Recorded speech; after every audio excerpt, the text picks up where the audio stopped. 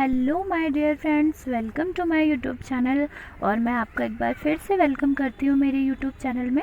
आज का हमारा टॉपिक है पाइथियम, जो कि आपका एक तरह का फंगस है, जो कि आपका बीएससी फर्स्ट ईयर का फर्स्ट सेमेस्टर का टॉपिक है, जो कि आपका है वायरस, बैक्टीरिया एंड फंजाई। सो आज हम इसकी पूरी लाइफ साइकिल के बारे में स्टडी करेंगे और इसका पूरा डिटेल एक्सप्लेनेशन जानेंगे। ये आपका काफ़ी इम्पॉर्टेंट है आपके एग्जामिनेशन के पॉइंट ऑफ व्यू से, और काफ़ी थिंग्स इसमें इम्पॉर्टेंट हैं। सो चलिए हम एक बार जान लेते हैं कि हम आज क्या क्या पढ़ने वाले हैं, क्या क्या स्टडी करने वाले हैं। आज हम देखेंगे सबसे पहले इसका क्लासिफिकेशन, जिसे हम सिस्टमैटिक पोजीशन भी कहते हैं। फिर देखेंगे इसका हैबिट और हैबिटेट, यानी इनका किस तरह का एनवायरनमेंट इन्हें चाहिए होता है अपनी लाइफ साइकिल को पूरा करने के लिए। उसके बाद देखेंगे सिम्टम्स, यानी जब ये किसी भी होस्ट प्लांट में जिसमें भी डिसीज़ कॉज करते हैं उसे होस्ट प्लांट कहते हैं, उसमें किस तरह के सिम्टम्स को शो करते हैं। और उसके बाद देखेंगे इनकी वेजिटेटिव स्ट्रक्चर, या उसे हम बॉडियल स्ट्रक्चर भी बोल सकते हैं। फिर उसके बाद देखेंगे हम इनके अंदर रिप्रोडक्शन, यानी किस तरह से रिप्रोडक्शन करते हैं। ये मेनली टू टाइप से असेक्सुअल एंड सेक्सुअल रिप्रोडक्शन करते हैं।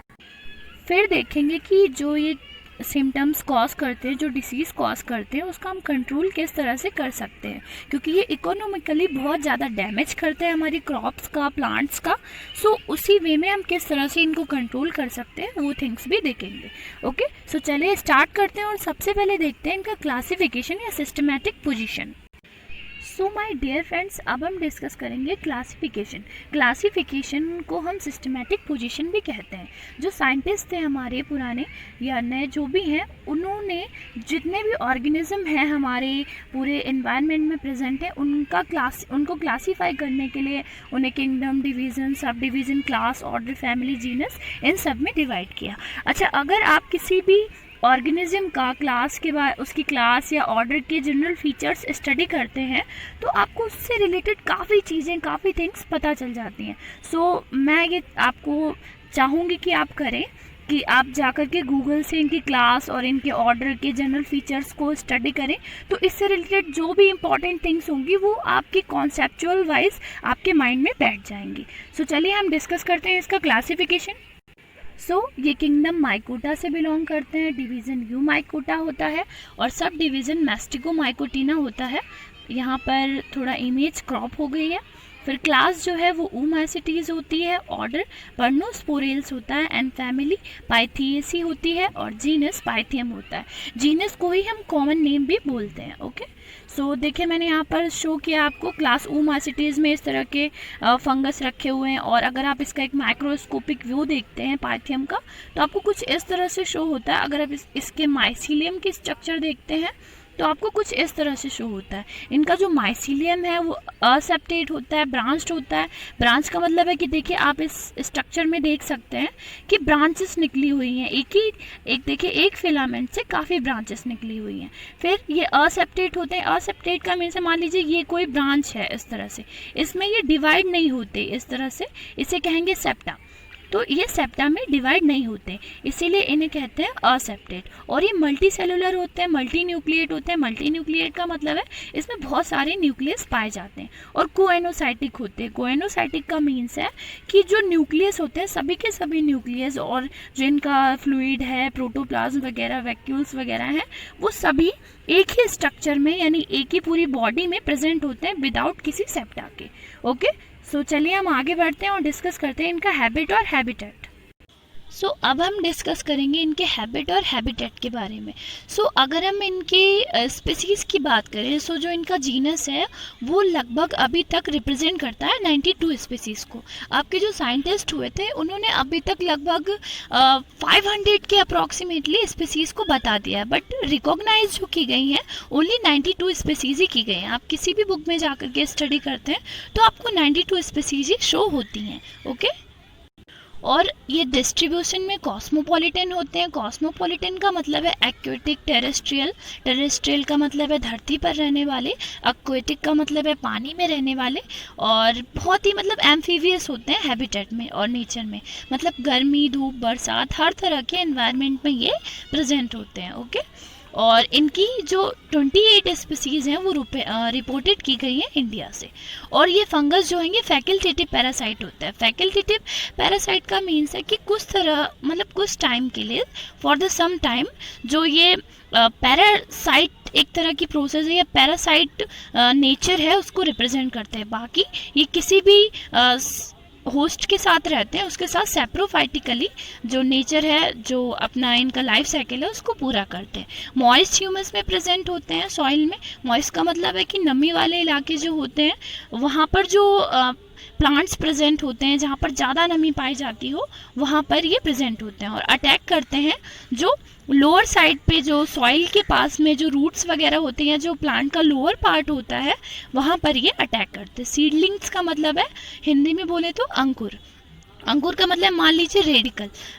कोई भी ये प्लांट है उसका सीड है, सीड में जो फर्स्ट ये पार्ट निकलता है उसे कहते हैं हम सीडलिंग। ओके, या बोल सकते हैं इसको radical. Seedling and radical are the same. Okay, और ये जो फ्लोटिंग वेजिटेबल मैटर होते हैं या डिकेइंग एनिमल्स हो सकते हैं वहाँ पर भी ये कॉज होते हैं या ग्रोथ करते हैं। और ये जो डिसीज़ कॉज करते हैं उन्हें mostly damping off, soft rot या वीट रूट या फुट रूट और सीडलिंग्स, इसी के नाम से, कॉमन नेम से जाना जाता है। ओके, सो देखिए मैंने यहाँ पर शो किया है कि बाहर से आप देखते हैं तो बाहर से आपको कोई कैरेक्टर शो नहीं होता है, बट क्या होता है जब ये इंटरनल अंदर एंटर करते हैं, फिर ये फर्टिलाइजेशन यानी अपनी पूरी लाइफ साइकिल पूरा करते हैं, अपना रिप्रोड्यूस करते हैं और sexually and sexually both type से, और फिर क्या करते हैं ये पूरे जो प्लांट बॉडी होती है, होस्ट बॉडी होती है, उसको रॉट कर देते हैं। ओके, एक आपकी पाइथियम डेबेरियानम नाम की काफ़ी इंपॉर्टेंट स्पीसीज़ है और काफ़ी ये नोन भी है, जानी जाती है, जो कि डैम्पिंग ऑफ करती है। ये डैम्पिंग ऑफ डिसीज़ कॉज करती है टोबैको में, मस्टर्ड में, चिलीज़ में, और आपके और भी जो क्रैश सीडलिंग्स होते हैं उनके अंदर डैम्पिंग ऑफ की प्रोसेस करती है। डैम्पिंग ऑफ का मीन्स होता है कि मान लीजिए कोई भी आपका रूट पार्ट है या लोअर पार्ट है प्लांट बॉडी का, उसको एक तरह से डिस्ट्रॉयड कर देती है फुल्ली। और ये जो है मॉइस्चर में और जहाँ पर बहुत ही ज़्यादा डिकेइंग मैटर सॉइल में प्रेजेंट हो वहाँ पर ये अपनी लाइफ साइकिल को पूरा करते हैं। और जो आपके सीडलिंग्स में क्राउडिंग या इनसफिशिएंट एक्सपोर होता हो उन पे एयर का, यानी मान लीजिए कम हवा पहुंचती हो और जो लाइट है वो भी कम पहुंचती हो, सनलाइट जो है, तो ये जाकर के वहाँ पर फंगस ग्रोथ कर जाते हैं। आप देख सकते हैं फुल्ली रॉट कर देते हैं, या इस तरह से देखिए कोई भी ये प्लांट बॉडी थी और पूरी रॉट कर दी उसे। ओके, सो चलिए अब आगे बढ़ते हैं। अब हम डिस्कस करेंगे कि ये किस तरह से सिम्टम्स को कॉज करते हैं। जो ये पाइथियम फंगस होता है, जो आपके प्लांट्स होते हैं जो कि जैसे मस्टर्ड, चिलीज़ अभी बताया था मैंने, उनमें किस तरह के बहुत सारे कुकुरबिटेसी के भी प्लांट्स होते हैं जैसे पपाया वगैरह, इन सब में भी ये डिसीज़ को कॉज करते हैं। तो किस तरह से करते हैं, उनके सिम्टम्स किस तरह से शो होते हैं, सो उनके बारे में हम स्टडी करेंगे। सो चलिए स्टार्ट करते हैं। जो आपके यंग सीडलिंग्स होते हैं वो अफेक्टेड होते हैं, जो ग्राउंड लेवल यानी जो उनका लोअर पार्ट होता है, जो पार्ट उनका ज़मीन से अटैच होता है, जो सॉइल से अटैच होता है, वहाँ पर ये सिम्टम्स को कॉज करते हैं। बाकी इनके अंदर कोई भी एक्सटर्नल सिम्टम्स जो है वो शो नहीं होता होस्ट के अंदर। अब क्या होता है कि जब ये होल्ड कर लेते हैं तो जो सीडलिंग्स हैं वो पेल ग्रीन होने लगते हैं और कुछ वीक भी होने लग जाते हैं। देखिए आपको इस तरह से कुछ स्ट्रक्चर शो होने लगेगी, और क्या होगा कि जो कलर है, जहाँ पे जो स्टेम के पास का कलर है और जो सॉइल से अटैच कलर है वो हल्का ब्राउन कलर में शो होने लग जाएगा। फिर क्या होगा कि जो कॉर्टिकल सेल्स होते हैं, कॉर्टिकल सेल्स मतलब जो प्लांट बॉडी है उसमें सेल्स प्रेजेंट होते हैं, जो आउटर सेल्स, बाहर की सेल्स होते हैं इस तरफ में, उन्हें कॉर्टिकल सेल्स कहते हैं। जो कॉर्टिकल सेल्स है वो, उनके जो टिश्यू होंगे कॉर्टिकल सेल्स के, वो वीक होने लगेंगे, और जो इन्फेक्टेड टिश्यू होंगे वो सॉफ्ट और वाटर सोक्ड, यानी वाटर को एब्जॉर्ब हुए, आप उसे छुएंगे जाकर के तो बड़ा ही अजीब सा ही उसमें स्ट्रक्चर शो होने लगेगा, या देखेंगे हल्के से सॉफ्ट, बहुत ज़्यादा सॉफ्ट हो जाएंगे।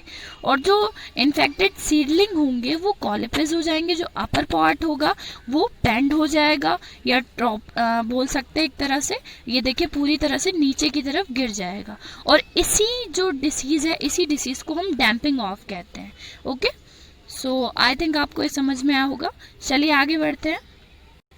अच्छा, जो आपकी डैम्पिंग ऑफ डिसीज़ है, जो कि मस्टर्ड में, चिलीज़ में और टोबैको में और भी बहुत सारे प्लांट्स हैं, होस्ट हैं, उनमें होती है, तो मोस्टली इसकी 2 स्टेजेस होती हैं। ये हमेशा 2 तरह की स्टेजेस को शो करते हैं। एक होती है आपकी प्री इमरजेंस फेज़ और दूसरी होती है आपकी post emergent phase. Okay, emerged भी बोलते हैं, पोस्ट इमर्ज फेज। ओके, सो प्री इमर्जेंस फेज में आपका क्या होता है कि जो आपके यंग सीडलिंग्स होते हैं, यंग सीडलिंग का मतलब मान लीजिए कोई सीड है जो कि मैच्योर हो रहा है, ऊपर की तरफ इसमें रेडिकल निकला हुआ है, बाकी इधर ये पार्ट है। ओके, सो जो इसका बीच का पार्ट है जो सॉइल सरफेस के अंदर है, वो ग्रो करने से पहले ही इन्फेक्शन हो जाए, उसमें इनिशियल इन्फेक्शन बोल सकते हैं, और वाटर सोक्ड स्पॉट उस पर प्रेजेंट होने लग जाए। इस तरह में अगर हम इसे जूम करके देखते तो और अच्छा दिखता, तो मैंने यहाँ पे आपको बताया ये पूरी तरह से रॉट हो जाए, तो उसी जो स्टेज है या उस फेज को हम कहेंगे प्री इमर्जेंस फेज, यानी मैच्योर होने से पहले। अब क्या होता है पोस्ट इमर्ज फेज में, क्या होता है कि जो इन्फेक्टेड टिश्यू होते हैं वो सॉफ्ट और वाटर को सोक करते हैं, और जो सीडलिंग है वो खड़े नहीं हो पाते। मान लीजिए ये मैंने यहाँ पे प्लांट की स्ट्रक्चर शो की है, ये प्लांट की स्ट्रक्चर शो की है, तो जब आकर के सॉइल सरफेस में फंगस इन पे अटैक करेगा, तब जो पूरा प्लांट होगा वो फुल्ली डिस्ट्रॉयड हो जाएगा। ओके, सो चलिए आगे बढ़ते हैं। मैंने यहाँ पर कुछ कॉजल ऑर्गेनिज्म और उनसे होने वाले डिसीज़ को शो किया है। सो चलिए, जो कि इम्पॉर्टेंट है, काफ़ी नोन हैं, आपके जाने जाते हैं। सो देखते हैं। सबसे पहले आपको जो डैम्पिंग ऑफ है चिलीज़ और टमाटो टोबैको, ये आपका पाइथियम डिबारियानम नाम की स्पीसीज़ है, ऑर्गेनिज्म है, उससे कॉज होता है। फिर आपका दूसरा है सेकेंड राइजोम रॉट या सॉफ्ट रॉट ऑफ जिंजर, या इसे और भी नेम से जाना जाता है, जो कि आपका Pythium gracile and Pythium myriotylum and Pythium aphanidermatum, इससे कॉज होते हैं। ओके, फिर आपका नंबर 3 है फुट रॉट या स्टेम रॉट भी बोलते हैं, स्टेम रॉट ऑफ पपाया भी बोलते हैं, जो कि आपका पाइथियम एफेनिडेर्मेटम नाम की स्पीसीज है, उससे कॉज होते हैं। फिर आपका एक है fruit rot of lady finger, जिससे हम पाइथियम इंडिकस नाम के ऑर्गेनिज्म से कॉज होता है ये। उसके बाद है आपका rhizome and root rot of turmeric भी बोलते हैं, जो कि आपका पाइथियम ग्रामिनी कोलम नाम की स्पीसीज से कॉज होता है। फिर आपका है फुट रॉट ऑफ व्हीट, जो कि आपका पाइथियम बटलेरी नाम की स्पीसीज से कॉज होता है। ओके, सो कुछ इंपॉर्टेंट थे यहाँ पे, वो मैंने आपको शो कर दिए। सो चलिए आगे बढ़ते हैं आप। सो माय डियर फ्रेंड्स, अब हम डिस्कस करेंगे इनकी वेजिटेटिव स्ट्रक्चर के बारे में, यानी जो आपका पाइथियम होते हैं, इनकी वेजिटेटिव या बॉडियल स्ट्रक्चर किस तरह की होती है। ओके, सो चलिए स्टार्ट करते हैं। सबसे पहले ये मैं बता दूं आपको कि इनका जो माइसिलियम होता है वो वाइट होता है और फ्लफी मास्क का होता है। फ्लफी का मीन्स है कि जिस तरह से हमारी बॉडी पे हेयर लाइक स्ट्रक्चर्स, जिन्हें हम रोए कहते हैं, वो प्रेजेंट होते हैं, सेम इनका जो माइसिलियम होता है वो भी फ्लसी, एक तरह के रुई लाइक स्ट्रक्चर की तरह ही होता है। ओके, फिर इनकी जो हाइफी या माइसिलियम होती है वो वेल डेवलप होते हैं, यानी फुल्ली डेवलप होते हैं। उनमें सभी जो ऑर्गेनल्स होते हैं, जैसे आपका माइटोकॉन्ड्रिया, राइबोसोम और भी गोल्जी एपरेटस, न्यूक्लियस, वैक्यूल्स, वो सभी के सभी प्रेजेंट होते हैं। और ये ब्रांच्ड होते हैं। ब्रांच्ड का मीन्स आप देख सकते हैं इसमें काफ़ी तरह के इस तरह से ब्रांचिंग लाइक स्ट्रक्चर प्रेजेंट है। और इंट्रा सेलुलर होते हैं। इंट्रा सेलुलर का मीन्स है कि जो आपकी होस्ट बॉडी होती है, यानी प्लांट की जो बॉडी होती है, उसकी बॉडी के इंटरनल पार्ट में अंदर की तरफ ये रहते हैं। और ये मल्टी न्यूक्लिएट होते हैं, मतलब इनकी जो बॉडी है या इनका माइसिलियम है उसके अंदर बहुत सारे न्यूक्लियस प्रेजेंट होते हैं, और इनमें कोई भी सेप्टा प्रेजेंट नहीं होता। सेप्टा का मीन्स होता है, मान लीजिए ये कोई माइसिलियम है और उसमें ऐसे वो खंडों में, यानी सेप्टाज में डिवाइड हो, तो यही खंडों में डिवाइड होने को ही हम सेप्टा कहते हैं। ओके, तो इनमें कोई भी सेप्टा प्रेजेंट नहीं होता, ये असेप्टेट होते हैं। और कोइनोसाइटिक का मतलब है कि बहुत सारे न्यूक्लियस ही प्रेजेंट होते हैं एक ही तरह के माइसिलियम में, जिसमें कोई भी सेप्टा प्रेजेंट नहीं होता। और इनके अंदर हॉस्टूरिया जो होते हैं वो प्रोड्यूस नहीं होते हैं। हॉस्टूरिया, जैसे कि मैंने अल्ब्यूगो में बताया था कि एक तरह का सकिंग ऑर्गन होता है जो कि फूड मटेरियल को एब्जॉर्ब करता है, वो इनमें प्रेजेंट नहीं होता है। और लेकिन जो इनके अंदर फूड मटेरियल है, जो इनके हाइफिल बॉल्स होते हैं या इनकी आउटर बॉल होती है, एपिडर्मिस होती है, उससे एब्जॉर्ब होता है।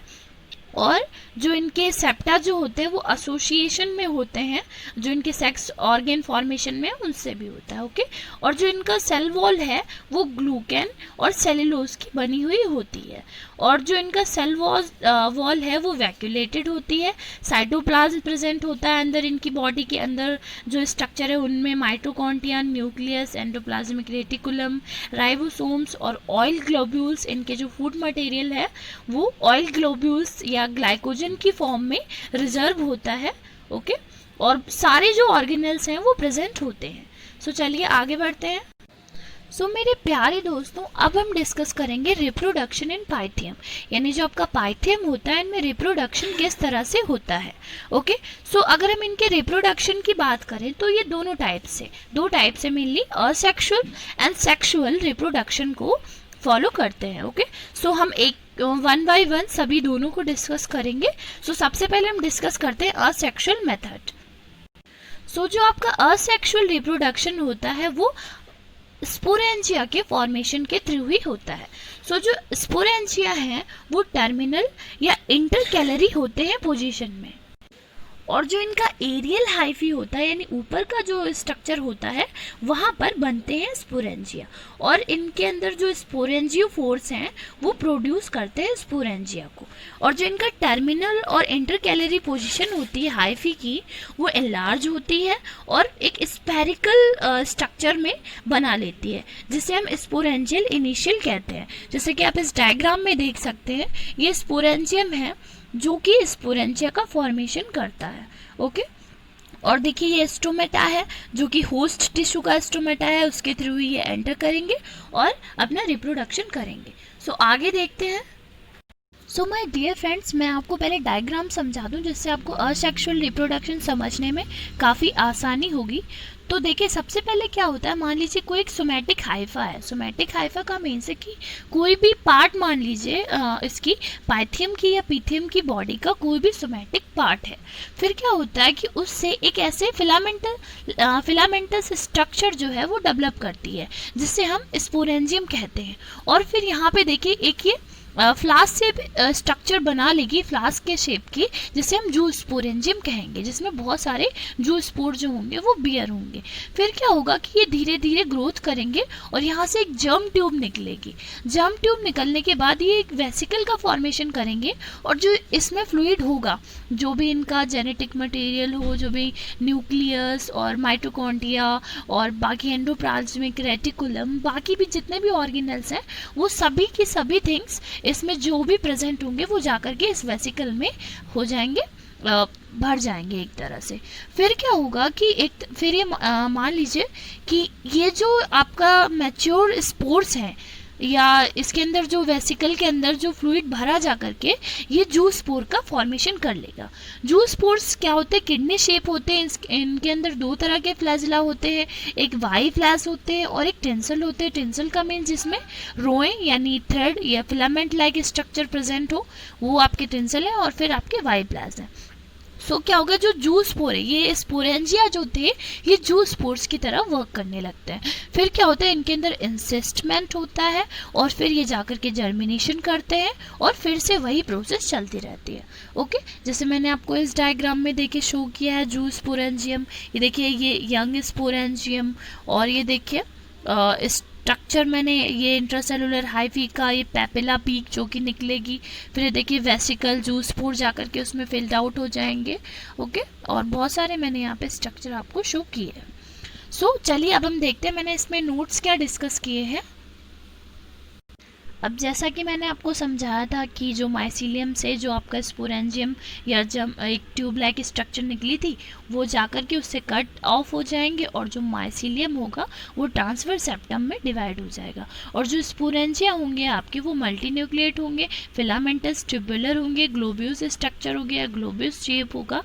और स्पोरेंजिया जो है वो डायरेक्टली और इनडायरेक्टली दो तरह से डेवलप करेंगे। जैसे इधर देखिए जो स्पोरेंजिया था वो जो वेसिकल आया था वो आकर के इस तरह से जर्म ट्यूब का फॉर्मेशन करेगा और एंटर करने की कोशिश करेगा होस्ट टिश्यू में स्टोमाटा के जरिए। ओके, तो जो इनडायरेक्ट जर्मिनेशन है वो फेवरेबल कंडीशन में इनको हाई ह्यूमिडिटी चाहिए होती है अपना सेक्सुअल रिप्रोडक्शन करने के लिए, और जो स्पोरेंजिया हैं वो जू स्पोरेंजिया की तरह वर्क करने लगते हैं और प्रोड्यूस करते हैं जू स्पोर्स को, जैसा कि मैंने आपको बताया था कि किडनी लाइक स्ट्रक्चर होती है और दो तरह के उसमें से फाइबर लाइक स्ट्रक्चर निकलता है। ओके, और फिर क्या होता है कि जर्मिनेट करेंगे जर्म ट्यूब के थ्रू और एक हाइफा का फॉर्मेशन करेंगे। आप देखिए मैच्योर जूस्पोर इस तरह से स्ट्रक्चर होंगे और थिन वॉल्ड वेसिकल बना लेंगे। ओके, सो चलिए आगे बढ़ते हैं अब।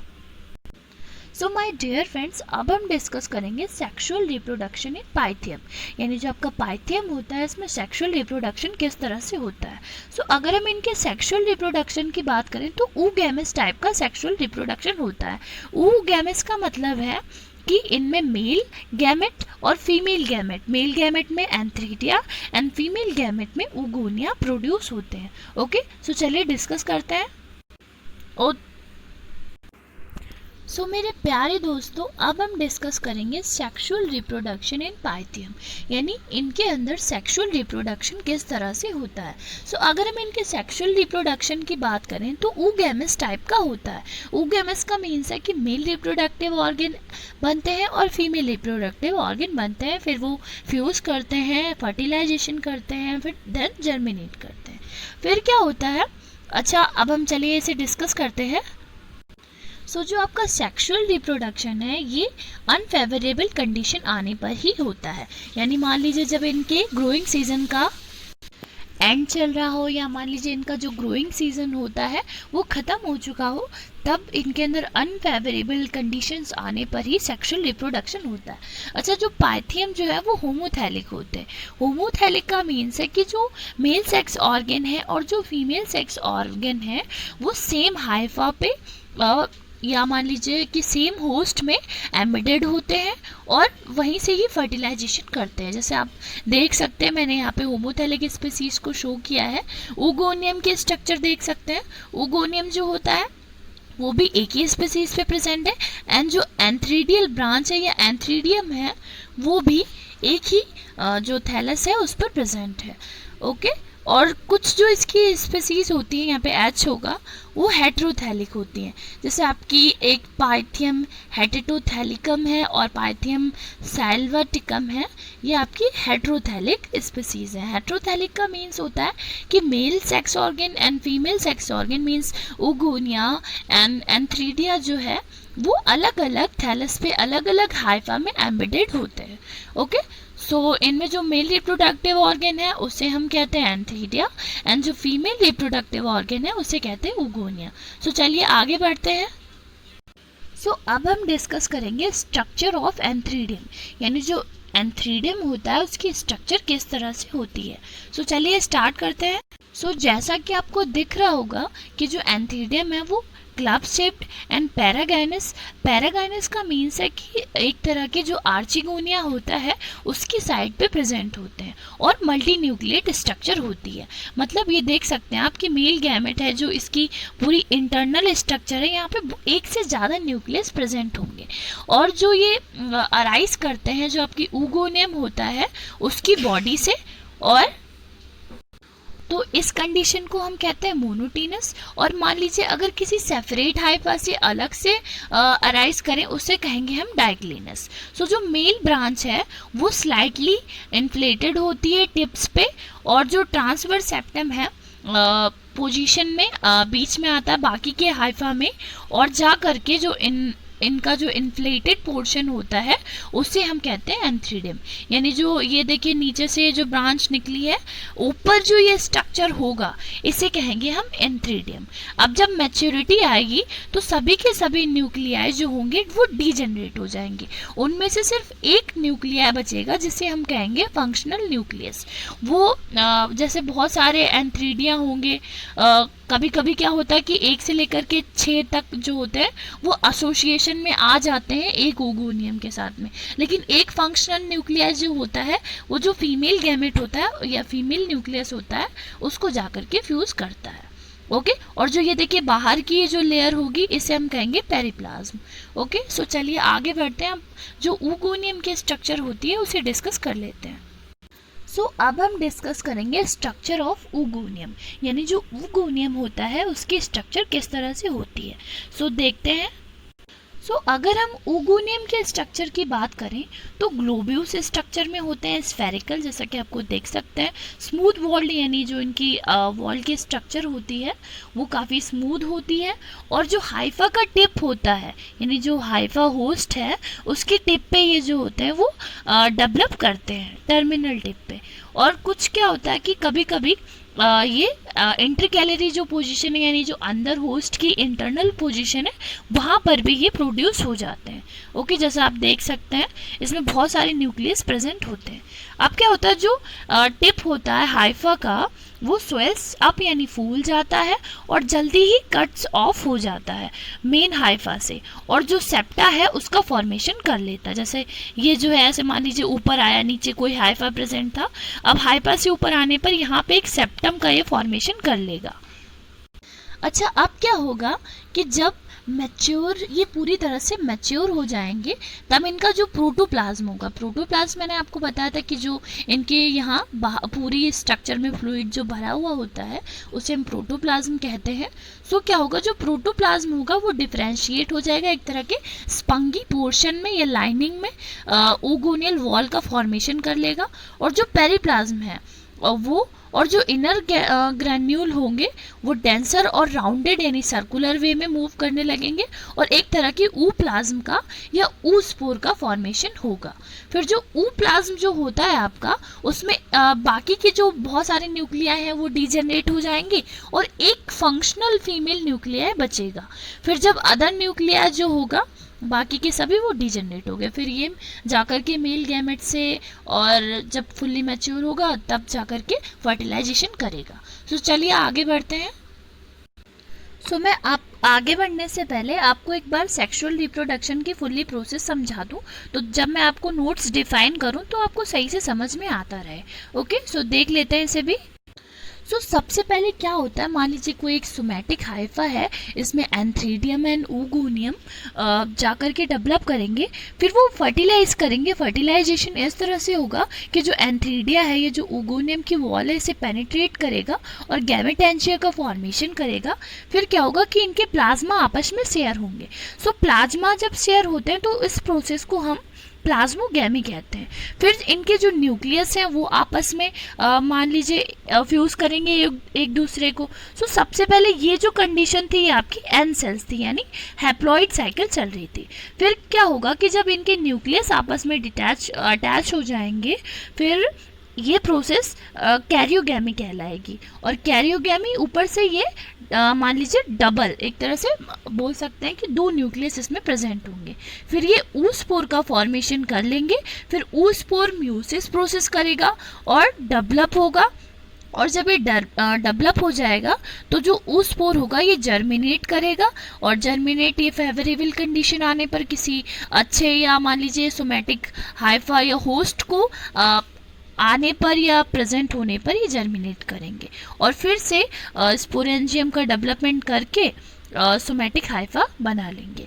जैसा कि इस वाले डायग्राम में भी मैंने शो किया है, आप देख सकते हैं कि देखिए ये फीमेल ब्रांच थी एंड मेल ब्रांच थी। फिर आपस में इन दोनों ने फर्टिलाइजेशन किया, एग का फॉर्मेशन हुआ और फिर फर्टिलाइजेशन करने के बाद ऊस्पोर का फॉर्मेशन हुआ।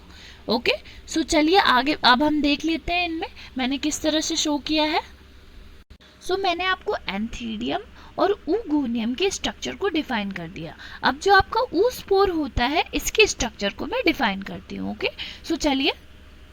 जो आपका ऊस्पोर होता है ये या जाइगोट बोल सकते हैं, जाइगोट न्यूक्लियस होता है। जब मेल जो था जाइगोट मेल न्यूक्लियस था उसने फीमेल न्यूक्लियस को फर्टिलाइज किया, तब क्या हुआ, जाइगोट का फॉर्मेशन हुआ। तो जाइगोट जो न्यूक्लियस बना वो एक तरह के थिक वॉल का या डबल वॉल का फॉर्मेशन करेगा, सेक्रेट करेगा, ठीक है। और इस स्टेज को हम कहेंगे ऊस्पोर।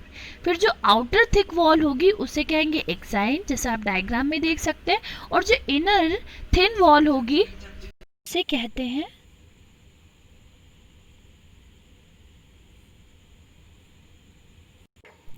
एंटाइन, यानी जो इनर वाली लेयर होती है, थिन लेयर होती है, उसे कहते हैं एंटाइन।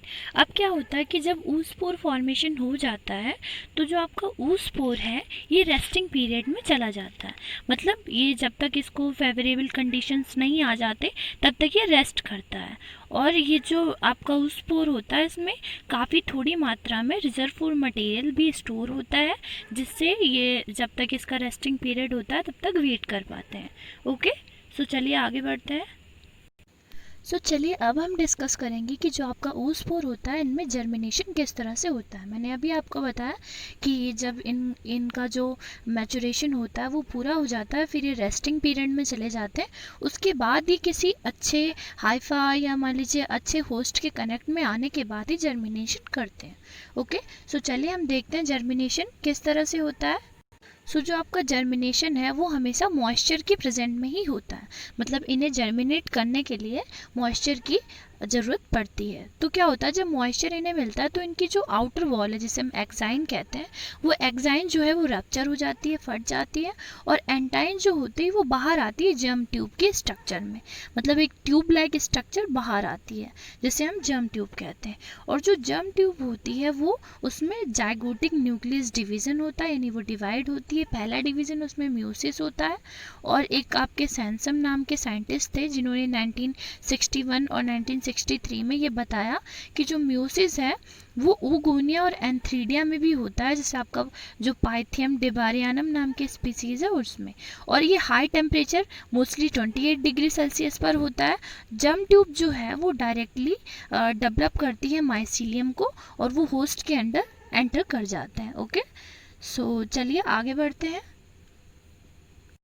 अच्छा, कभी कभी क्या होता है जब आपका टेम्परेचर जो होता है वो लो होता है, मोस्टली 10 to 17 डिग्री सेल्सियस होता है, और जब इन्हें इनफ मॉइस्चर जो है वो अवेलेबल हो तो जो ऊस्पोर होता है आपका वो माइग्रेट कर जाता है स्पोरेंजियम में और जर्म ट्यूब का फॉर्मेशन कर लेता है। जो आपका स्पोरेंजियम है वो जू स्पोरेंजियम की तरह बिहेव करने लगता है और असेक्सुअली जू स्पोर का फॉर्मेशन करता है। जैसे असेक्सुअल रिप्रोडक्शन में करते हैं उसी सेम तरह से असेक्सुअली जू स्पोर्स का फॉर्मेशन करेंगे। एग्जाम्पल के लिए आपका पाइथियम एनेंड्रम है जो कि जिसमें जू स्पोर्स जो हैं वो डायरेक्टली फॉर्म होते हैं इनसाइड ऊस्पोर के अंदर, इनसाइड द ऊस्पोर। और फिर क्या होते हैं जो इसकी वेसिकल होती है, बाहर की आउटर लेयर होती है, वो फट जाती है, लिबरेटेड हो जाती है, वहाँ से जू स्पोर बाहर आ जाते हैं। और जो जू स्पोरेंजियम है वो आपका कोनेडियम की तरह बिहेव करने लगते हैं और जर्मिनेट करके नया हाइफी या नया थैलस बना लेते हैं। ओके, सो चलिए आगे बढ़ते हैं। मैंने आपको यहाँ पर इस डायग्राम में जर्मिनेशन ऑफ ऊस्पोर को रिप्रेजेंट किया है। आप देख सकते हैं इस तरह से जर्मिनेशन होता है ऊस्पोर के। सबसे पहले क्या होता है जो आपके जू स्पोर्स हैं वो स्विम करते हैं। मान लीजिए मैंने यहाँ पे सोयाबीन रूट्स का यहाँ पे एग्जांपल ले लिया। वो क्या करते हैं उनकी तरह मूव करते हैं, स्विम करते हैं। फिर क्या होता है कि रूट्स जो हैं वो इन्फेक्टेड हो जाते हैं और डिसीज़ डेवलप होती है और ऊ स्पोर उसमें प्रेजेंट हो या प्रोड्यूस हो जाते हैं। और जो पैथोजन होते हैं ऊ स्पोर के, वो जब विंटर कंडीशन या ओवर विंटर क्रॉप आती है तो सॉइल में रिप्रेजेंट होते हैं। और फिर क्या होता है कि सॉइल से फ्लोडेड यानी बह जाते हैं और ऊ स्पोर जो है वो स्पोरेंजिया को प्रोड्यूस करते हैं जो कि जू स्पोर को फिर से प्रोड्यूस कर लेते हैं। ओके, सो आई थिंक आपको ये समझ में आया होगा। चलिए आगे बढ़ते हैं। मेरे प्यारे दोस्तों, एक बार फिर से हम इसकी लाइफ साइकिल को एक बार फिर से देख लेते हैं, जनरल व्यू ले लेते हैं ताकि आपने जो समझा उसे रिकॉल कर लें, आपको याद रहे वो सभी चीज़ें। तो देखिए इसमें मोस्टली 2 टाइप से रिप्रोडक्शन होता है। एक होता है असेक्सुअली और एक होता है सेक्सुअली। असेक्सुअल में आपका क्या होता है कि स्पोरेंजियम का फॉर्मेशन होता है और वेसिकल बनते हैं और फिर वो क्या करते हैं सेकेंडरी जू स्पोर का फॉर्मेशन करते हैं। फिर इनके अंदर इंसेस्टमेंट होता है जू स्पोर का और जर्मिनेट्स यानी जर्मिनेशन करते हैं, एक ट्यूब फॉर्मेशन करते हैं और सोमेटिक हाइफा का डेवलपमेंट कर लेते हैं। ओके, और अगर हम सेक्सुअल रिप्रोडक्शन की बात करें तो जो आपका सोमैटिक हाइफा होता है वो एंथ्रीडियम एंड oogoonium का फॉर्मेशन करता है, फिर जिससे गैमेटोएंजिया बनता है जो कि हैप्लॉइड होते हैं। फिर आपका प्लाज्मोगैमी प्रोसेस होती है जिसमें क्या होता है कि प्लाज्मा शेयर होते हैं जो कि आपके हैप्लॉइड होते हैं। फिर क्या होता है कैरियोगैमी प्रोसेस होती है जिसमें आपके न्यूक्लियस फ्यूज होते हैं जिससे डिप्लॉइड स्ट्रक्चर का फॉर्मेशन होता है जिसमें डिप्लॉइड फेज आ जाती है। फिर oospore जो है वो 2n यानी डिप्लॉइड होते हैं। फिर oospore का जर्मिनेशन होता है, जर्म ट्यूब फॉर्मेशन करते हैं एंड देन फिर सोमैटिक हाइफा डेवलप कर लेते हैं। और स्पोरेंजियम जो है आपका, ये जो नीचे ट्यूबुलर स्ट्रक्चर दिख रही है इसे स्पोरेंजियम कहेंगे, बाकी ऊपर की जो स्ट्रक्चर है इसे जूस्पोरेंजियम कहेंगे। ओके, आप इस डायग्राम में भी वही मैंने शो किया है। देखिए इधर से सबसे पहले जो आपका जर्मिनेटिंग स्पोरेंजियम है, पहले स्पोरेंजियम है फिर डायरेक्ट जर्मिनेशन करके वो जर्मिनेटिंग स्पोरेंजियम बना लेगा। फिर ये जो है ये डिसीज कॉज करते हैं, इनडायरेक्टली डेवलपमेंट करके जूस्पोरेंजियम का फॉर्मेशन करते हैं जिससे जूस्पोर्स बनते हैं, डिसीज कॉज करते हैं। और एक तरह के जर्मिनेशन दिखाया गया है इसमें, ये देखिए oospore के स्ट्रक्चर को दिखाया गया है, oogoonium के स्ट्रक्चर को दिखाया गया है एंड देन फिर ये एंथ्रीडिया oogonia डेवलप करके oospore का फॉर्मेशन करते हैं। फिर ये जर्मिनेशन करते हैं oospore का और फॉर्मेशन करने के बाद फिर से एक ये स्पोरेंजियम बना लेते हैं और सोमैटिक हाइफा या वेजिटेटिव हाइफा प्रोड्यूस करते हैं। सो आई थिंक आपको लाइफ साइकिल समझ में आई होगी। अब हम इनकी कंट्रोल किस तरह से कर सकते हैं इनकी डिसीज़ का वो देख लेते हैं एक बार। सो हम किस तरह से इन पे कंट्रोल कर सकते हैं, यहाँ पे मैंने कुछ पॉइंट्स बनाए हैं। अगर आपका क्वेश्चन पुट आउट किया जाता है एग्जामिनेशन में तो आपको इन्हीं पॉइंट्स को मेंशन करना सही रहेगा। ओके, सो चलिए हम देख लेते हैं मैंने क्या क्या पॉइंट्स दिए हैं इसमें। सो मोस्टली आप क्या कर सकते हैं, आई थिंक ये आपको प्रॉपरली नज़र आ रहा होगा। सो नंबर फर्स्ट पॉइंट है हमारा कि proper drainage system of the field should be maintain. जो ड्रेनेज सिस्टम होता है फील्ड का वो मेंटेन रहना चाहिए। और water logging in the soil and excessive watering should be avoided, यानी ज़्यादा मात्रा में पानी जो सॉइल के अंदर या ज़्यादा पानी लगाना वो अवॉइडेड होना चाहिए, उसे कम करना चाहिए। And adequate ventilation should be provided. Number fourth, too thick sowing on the seed bed should be avoided. And number fifth, soil can be fumigated with the chloropicrine, और आपका मेथिल होगा यहाँ पे, मेथिल ब्रोमाइड और chloropicrin नाम के दो chemicals आते हैं जिनसे अगर हम सॉइल को फ्यूमिगेटेड कर देते हैं तो उसमें कोई भी फंगस कोई भी बैक्टीरिया वगैरह पनप नहीं पाते हैं। सो उससे भी हमें यूज़ करना चाहिए। और भी कुछ पॉइंट्स हैं। सो नंबर 6 पॉइंट है हमारा कि soil should be sterilised by using stem. जो सॉइल है आपकी वो स्टेरलाइज की जाए स्टेम के थ्रू और ड्राई हीट में केमिकल्स में such as formaldehyde diluted in water जिसका रेशियो 1:50 होना चाहिए। और आपका बोरेडॉक्स मिक्सचर होता है जो कि 1/2 गैलन पर स्क्वायर फुट यूज़ करना चाहिए। और नंबर 7 पॉइंट है आपका डिट्रेचिंग सॉइल जिसमें 0.2% फाइटोलैन एंड 0.5% पेरेनॉक्स एंड 0.2% फ्लेट होना चाहिए, जो कि काफ़ी इफेक्टिव होता है, very effective method to control the damping off disease. And number 8 point is for pre-emerged phase of disease, the seed should be treated with the Biltox 50 और एरासिन नाम के आपके दो केमिकल्स आते हैं जिसमें जब आपको प्री-इमर्ज्ड फेज होता है या डिसीज़ होती है उसमें सीड की रॉटिंग को या सीडलिंग को डैम्पिंग ऑफ को काफ़ी कम करने में रोकने में हेल्पफुल रहते हैं। आपका केमिकल्स लाइक क्लोरोनेव 1,4 डाइक्लोरो 2 5 डाइमेथॉक्सीवेंजेन नाम का काफ़ी यूज़फुल केमिकल है जो कि यूज्ड होता है seedling of pepper bean tomato etc। सो ये पॉइंट्स थे मैंने आपको बताए, ये पॉइंट्स आप मेजर कर सकते हैं अपने एग्जाम्स में जो कि आपके लिए काफ़ी हेल्पफुल रहेंगे।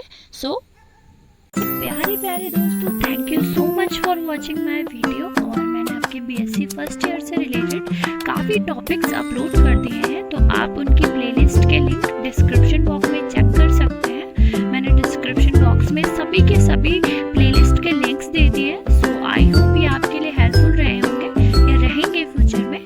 तो अगर आपको मेरा कंटेंट अच्छा लगा हो, मेरे स्किल्स समझ में आए हो तो अपने सिलेबस की लेटेस्ट अपडेट्स के लिए मेरे चैनल को लाइक शेयर एंड सब्सक्राइब कीजिए। और तब तक के लिए बाय बाय, टेक केयर। हम मिलेंगे अपने नेक्स्ट वीडियो में एक अच्छे से टॉपिक के साथ। ओके।